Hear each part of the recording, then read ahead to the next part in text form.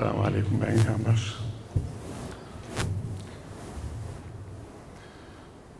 My topic will be on global burden impact and epidemiology of HCC screening and the risk factors.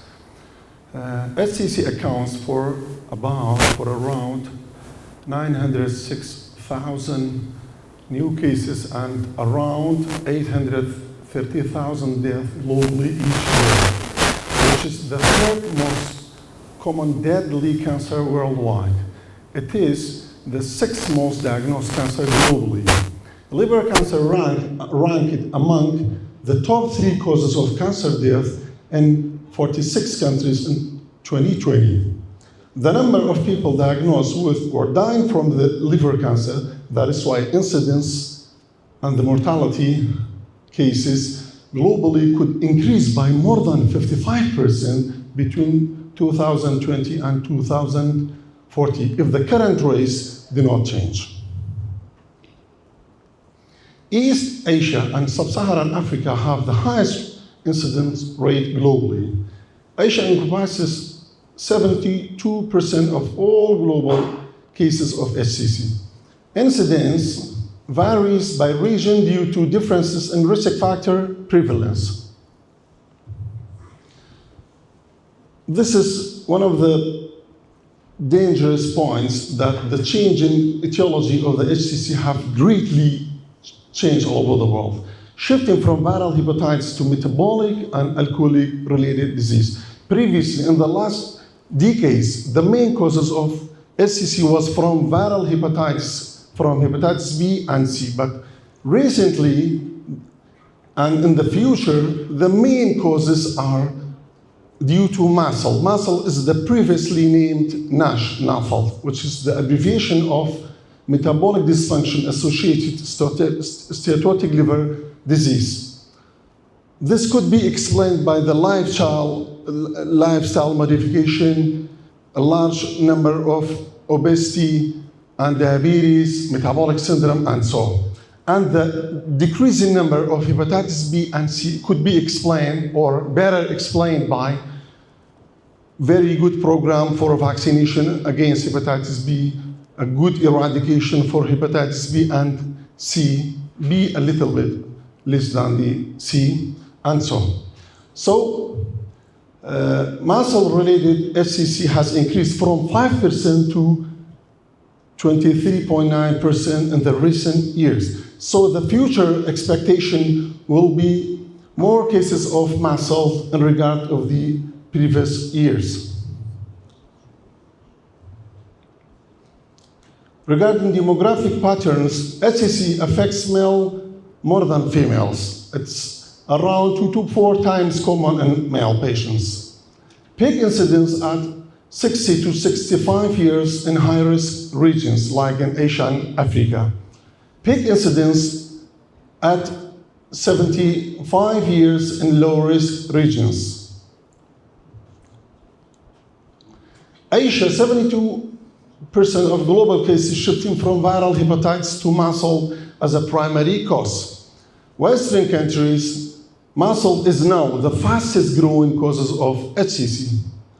Alcohol-related HCC, the death from this cause rate increased by around 80% in 2007 and 2017 in Western countries.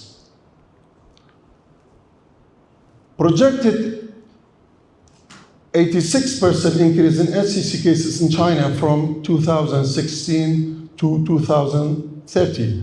Muscle-related HCC expected to become a dominant etiology globally, as we mentioned just before. Aging population and metabolic syndrome will drive increase in HCC burden. Regarding the risk factors, HCC usually develops in the setting of chronic liver disease due to any cause. Any cause leads to chronic liver disease, and especially liver cirrhosis may lead to HCC. But unfortunately, HCC may develop without getting or progressing to liver disease. If you have a case of, for example, alcoholic hepatitis, it may progress by stages into HCC. But unfortunately, in cases of muscle NASH, you may get HCC and the patient does not progress subsequently. So this is one of the most dangerous points in this regard. HCC can develop in non-cirrhotic livers, especially with muscle. So in NASH, better to say NASH, لناشا أجري أو هي كتوشي hepatocellular cancer بي cirrhosis, which is precluding the most well-known and famous guidelines that focusing on the screening of the chronic liver disease. Chronic viral hepatitis, hepatitis B and C, remains as a significant global risk factor for developing HCC. So the screening is strongly recommended for all the causes of cirrhosis, regardless of the cause. So if you see any case of liver cirrhosis, you have to follow the case every 6 months by ultrasound and plus minus alpha fetoprotein. Patients with NASH and advanced fibrosis, that's why metaver stage F3 and F3 fibrosis, you have to screen for HCC. Specific subgroups of hepatitis B carrier per AASLD guidelines in 2018. Asian men more than 40 years, women more than 50, or family history of HCC, or African American individuals. These are regarded as a high-risk groups. They may need proper screening program. All hepatitis B carriers with cirrhosis require screening regardless of other factors. Screening benefit is unclear for these groups. Hepatitis B carrier under the age or gender thresholds. Hepatitis C patient with stage 3 fibrosis but not cirrhosis. Actually, it may not be so practical because you may see the patient with advanced fibrosis and cirrhosis. If you don't check, if you don't screen for this patient, you may miss so many cases of HCC. Now, patient without cirrhosis. This is according to the guideline. As we said, NAFLD may progress to cirrhosis and progress to HCC without cirrhosis. So it is difficult to tackle these cases. Test everyone with known hepatitis B or C for liver fibrosis by using non-invasive tests like FIB4, APRI, and so, or by fibroscan, MR elastography, and other modalities. Screening interval every 4 to 8 months using ultrasound plus minus alpha fetoprotein. Unfortunately, we are as a physician see so many cases of chronic liver disease, liver cirrhosis, without this proper screening. We are not usually sending cases for alpha fetoprotein, probably due to the high costs or not knowing this tool as a screening factor. Increased risk does not necessitate more frequent screening interval. So the initial assessment, you will check for fibrosis by these modalities. Regular screening will be every 4 to 8 months accordingly. If you see any progression, it is better to be referred to a gastroenterologist or hepatologist. Special cases, for example, post-hepatitis C cure with cirrhosis or advanced fibrosis, you have to continue the surveillance every 4 to 8 months until regression to non-cirrhotic fibrosis is confirmed.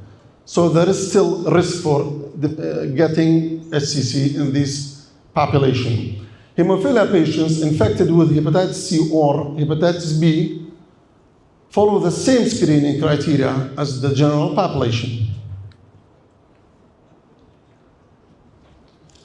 Prevention and key takeaways. Prevention strategies is to prevent HCC, hepatitis B vaccination, antiviral against hepatitis B and C, lifestyle modification, as we said, muscle or previously named NASH, is the main and the rising causes of getting SCC. So lifestyle modification, weight loss, controlling diabetes, controlling hypertension, controlling metabolic syndrome, treating dyslipidemia are the leading cause of preventing SCC.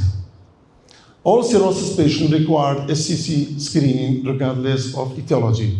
So during diagnosing, establishing the liver cirrhosis, start your plan. Send the patient for ultrasound and alpha-fetoprotein every 6 months. Screening interval of 4 to 8 months with ultrasound and alpha-fetoprotein. So vaccination against hepatitis B, starting treatment for hepatitis B and C accordingly, lifestyle modification, regular screening are the main tools for preventing. And thanks a lot. Thank you very much, my dear colleagues. It was a performance and stick to the time presentation.